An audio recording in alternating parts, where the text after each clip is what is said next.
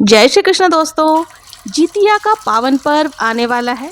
आश्विन मास के कृष्ण पक्ष की अष्टमी तिथि को जीवित पुत्रिका यानी जितिया व्रत मनाया जाता है, जिसे जितिया या खर जितिया आदि नामों से भी जाना जाता है। यह 3 दिवसीय जो पर्व होता है बिल्कुल छठ पूजा की तरह ही इसमें भी सारे विधि विधान करने होते हैं। व्रत के एक दिन पूर्व नहाय खाए का नियम किया जाता है। इसमें व्रती स्नान आदि पूजा पाठ के बाद भोजन ग्रहण करती है और अगले दिन निर्जला उपवास रखा जाता है, यानी अष्टमी तिथि को निर्जला उपवास रखा जाता है और नवमी तिथि को व्रत का पालन किया जाता है। तो आज के वीडियो में हम लोग जानेंगे कि जितिया के पूजन में नहाय खाए की पूजा किस प्रकार से की जाती है, उसके क्या क्या नियम होते हैं और हमें क्या क्या भोग आदि नहाय खाए के दिन चढ़ाना होता है। तो नहाय खाए के दिन महिलाएं नदी में स्नान करती हैं। अगर आसपास नदी नहीं है तो घर पर ही गंगा जल मिश्रित करके स्नान करती है। इसके बाद ही हम सात्विक भोजन बनाकर और उसी का भोग लगाते हैं। देखिए, अगर आपके आसपास में नदी तालाब नहीं है तो आप घर पर भी गंगा जल मिश्रित जल से स्नान कर सकती हैं। आपको जब भी पूजन करना है तो पूजन के लिए आपको कृत्रिम गंगा जी का स्वरूप करना है। तो उसके लिए हमें क्या करना है, देखिए, आप नहा करके गीले कपड़ों में ही ये पूजन की जाती है। आपके बाल तक गीले होने चाहिए।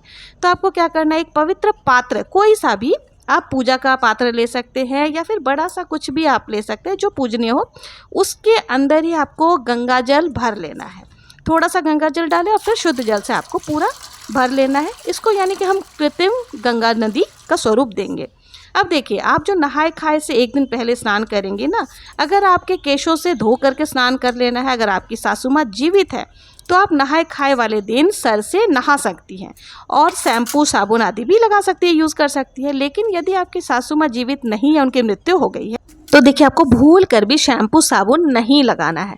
आप थोड़ा सा सरसों या खल डाल करके भी स्नान कर सकते हैं, लेकिन आप भूल कर भी शैम्पू साबुन नहीं लगाएंगे यदि अगर आपकी सासू माँ जीवित नहीं है तो। देखिए, इस पूजन को आप तुलसी जी के सामने भी कर सकते हैं, बहुत ही अच्छा होता है क्योंकि और ये जो पूजन है वो गीले वस्त्रों में ही की जाती है। इसलिए आप अगर किसी पवित्र नदी या जलाशय में नहीं जा सकते तो घर पर ही आप तुलसी जी के पौधा के पास में कृत्रिम रूप से गंगा नदी का निर्माण करके उसमें पूजन कर सकते हैं। तो देखिए, तुलसी जी की पूजा का भी इसमें विशेष महत्व होता है, बहुत ही खास माना जाता है क्योंकि पितृपक्ष में तुलसी जी की पूजा हमें ज़रूर से करनी चाहिए और ये व्रत जो है वो पितृपक्ष में ही आती है। इससे हमारे जो पूर्वज है, हमारे जो पितृ हैं, वो तृप्त हो जाते हैं। तो यहाँ मैं कृत्रिम गंगा जी बना चुकी हूँ, इसमें गंगा जल भर लिया है। अब हम पूजा शुरू करेंगे। देखिए, यहाँ पर पूजन करने के लिए सबसे पहले हमें जो है ना तोरू के पत्ते लेने होते हैं। एक जिमुतवाहन जी के लिए, एक चील के लिए, एक श्यारन के लिए और एक गौग्रास के लिए। अगर आपके सासू माँ नहीं है तो एक पितरों के लिए भी हमें पत्ते लेने हैं और उसमें हमें तेल यानी सरसों का तेल और खली चढ़ाना होता है। तो देखिए, सरसों की खली अगर आपको मिल जाती है तो बहुत अच्छा है, नहीं मिलती है तो आप सरसों या राई को कूट करके उससे भी आप चढ़ा सकते हैं। अगर रेडीमेड बाजार में मिल जाए तो बहुत ही अच्छा, वहाँ से आप ला सकते हैं। नहीं तो घर पर ही कूट करके हम देखिए सरसों को थोड़ा भिगो करके रख लें, उसके बाद इसको पीस लेना है, ये खली का रूप बन जाता है। तो सबसे पहले हमें तेल चढ़ाना है। इस तरह से पत्ते हम रख लेंगे, उसके ऊपर पहले तेल चढ़ाएंगे, फिर हमें खली चढ़ाना होता है। सभी को मैंने यहाँ पर पत्ते में जो है तेल और खली चढ़ा दिया है। फिर सिंदूर का आपको नई डब्बी खोलनी है, नए पैकेट से ही आपको सिंदूर से तिलक लगानी होती है। तो आपको यहाँ पर देखिए 4 टिकी या 5 टिकी आपको ज़रूर से लगा देनी है। अब जो भी तेल बच जाएगा ना, ये सरसों के तेल जो बच जाएंगे, उसे क्या करना है, आपके जितने भी बच्चे हैं उनके सर में जरूर से इस तेल को आपको लगा देना है। अब हाथ जोड़ करके हमें सभी को प्रणाम कर लेना है। इसके बाद देखिए, आप अगरबत्ती या धूप बत्ती जो भी है, इसमें दीपक नहीं जलाया जाता है, अगरबत्ती या धूप बत्ती जलाई जाती है, उससे आपको सभी का पूजन यहाँ पे कर लेना है। और इसके बाद फिर देखिए, हाथ जोड़ करके क्षमा याचना आप जरूर से कर ले और थोड़ा सा जल जो आप एक कलश में भी जरूर से चढ़ाया जाता है, तो जल ले लें और जल को हाथ में लेकर 2 बार आपको आचमन कर लेना है। तो इस तरह से हमारे नहाए खाए की जो पूजा है वो पूर्ण हो जाएगी। फिर 1-1.5 घंटे के बाद इन पत्तों को आपको क्या करना है, विसर्जन करना है। तो जो हमने गंगा जी बनाया था कृत्रिम रूप से, उसी में हम विसर्जन कर देंगे। तो यहाँ पर अब देखिए, भूल चूक के लिए क्षमा याचना कर लें, उसके सारे पत्तों को उठा करके हमें यहाँ पर गंगा जी में विसर्जन कर देना है और थोड़ी देर के बाद आप किसी भी पौधे में, गमले में डाल सकते हैं, इनका खाद बन जाता है। तो इस तरह से जो है ना हमारे नहाए खाए का पूजन हो जाता है। अब देखिए, दूसरे दिन हमें जो है व्रत रखना होता है, यानी इसमें निर्जला व्रत रखा जाता है। तो उसके पहले हमें पूजन किस प्रकार से करनी है वो देख लेते हैं। देखिए, दूसरे दिन का जो उपवास है उससे पहले हमें भोग चढ़ाना होता है। उसके लिए हमें क्या करना है, किसी भी खुले स्थान में जाकर के आप वहीं पर 4 पत्ते आपको तोड़ू के ले लेने हैं। आप चाहे तो देखिए तुलसी जी के पास भी ये पूजन भी कर सकते हैं। तो चारों पत्तों पर जो है ना हमें भोग प्रसाद जो भी आपने बनाया था वो चीज़ें हमें चढ़ानी है। लेकिन यह आपको ध्यान रखना है कि चिड़िया की आवाज़ आने से पहले ही आपको ये भोग प्रसाद चढ़ा देना है। उसके लिए भी हम यहाँ पर देखिए वही करेंगे, 4 पत्ते हमें ले लेने हैं। उन चारों पत्तों पर जो भी भोग प्रसाद है वो आप चढ़ा सकते हैं। और ध्यान रखें इसमें मीठा ही चढ़ाया जाता है, नमक का भोग नहीं लगाया जाता है। कुछ नहीं अगर है तो देखिए कम से कम चूड़ा जो पोहे होता है उसका विशेष महत्व होता है इस पूजन में। तो दही पोहे आपको यहाँ पर चढ़ाना है। तो देखिए मैंने पोहे रख दिए हैं चारों पत्तों पर, फिर थोड़ा थोड़ा दही हमने डाल दिया है और इसी में हमें जो है ना आप चाहें तो खांड ले सकते हैं या शक्कर ले सकते हैं या फिर गुड़ ले सकते हैं। लेकिन हाँ ध्यान रखें नमक आपको नहीं चढ़ाना है। तो यहाँ पर हम या फिर मीठे में जो भी आप बनाएंगे घर पर उनका भोग आप लगा सकते हैं। तो यहाँ पर एक चील के लिए, एक सियार के लिए, एक जिमुत वाहन जी के लिए और एक आपको गौग्रास के लिए निकालना है। अगर सासू माँ नहीं है तो 5 पत्ते आप ले सकते हैं, ससुर जी नहीं है तो 6 पत्ते लेंगे। एक पितृ लोगों के लिए हमें निकालना, यानी पितरों के लिए भी हमें यहाँ पे अलग से पत्ते लगा करके उसमें ही भोग प्रसाद चढ़ाना है। अब देखिए अगर आपको तोरू के पत्ते नहीं मिल रहे हैं तो आप केले के पत्ते पर भी ये प्रसाद चढ़ा सकते हैं, पूजन कर सकती हैं।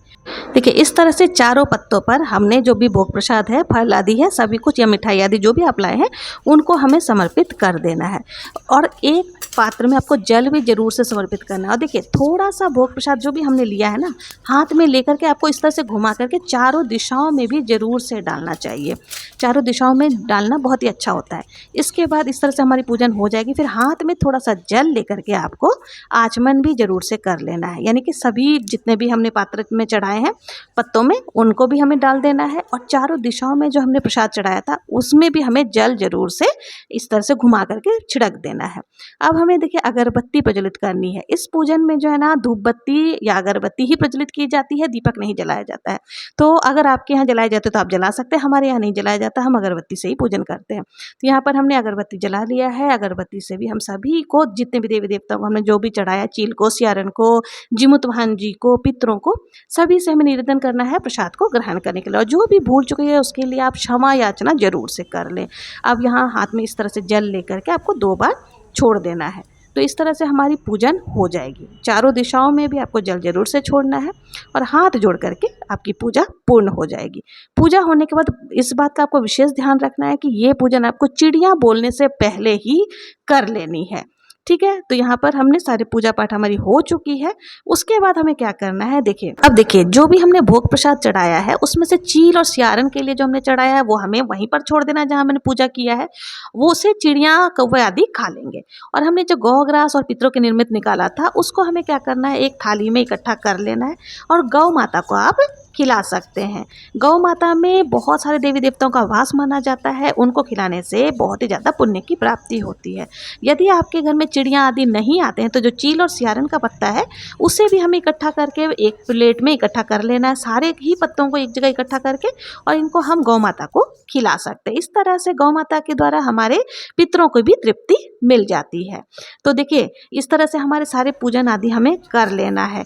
और ध्यान रखना है कि ये पूजन जब भी आप करेंगे चिड़िया बोलने से पहले ही आपको करनी है। और जीवित पुत्रिका का व्रत आप लोगों के क्षेत्र में कब रखा जा रहा है? हम लोग तो देखिए अष्टमी की पूजा जो है वो 14 तारीख को करेंगे, सप्तमी जो है हम 13 तारीख को करेंगे और जो पारण है वो हम 15 तारीख को, 15 सितंबर को करेंगे। आप लोग के क्षेत्र में किस दिन ये पूजन की जा रही है जरूर से कमेंट में बताएं। तो इस तरह से जो है जीवित पुत्रिका व्रत में जो है नहाय खाए की पूजन होगी। आप लोगों को ये वीडियो अगर जरा भी पसंद आई हो, यूजफुल लगी हो तो प्लीज़ अगर मेरे चैनल को सब्सक्राइब नहीं किया है तो सब्सक्राइब करें, लाइक करें और ज़्यादा से ज़्यादा शेयर जरूर से करें। मिलते हैं नेक्स्ट वीडियो में जीवित पुत्रिका की पूजा विधि के साथ कि पूजा हम किस प्रकार से करेंगे, जितिया का जो डोरा होता है वो हम कैसे धारण करेंगे, डोरा हमें कितने दिनों तक के लिए धारण करना है, ये संपूर्ण जानकारी नेक्स्ट वीडियो में आप लोगों को मिलेगी। मिलते हैं नेक्स्ट वीडियो में पूजा विधि के साथ। तब तक के लिए जय श्री कृष्णा, जय माँ जितिया।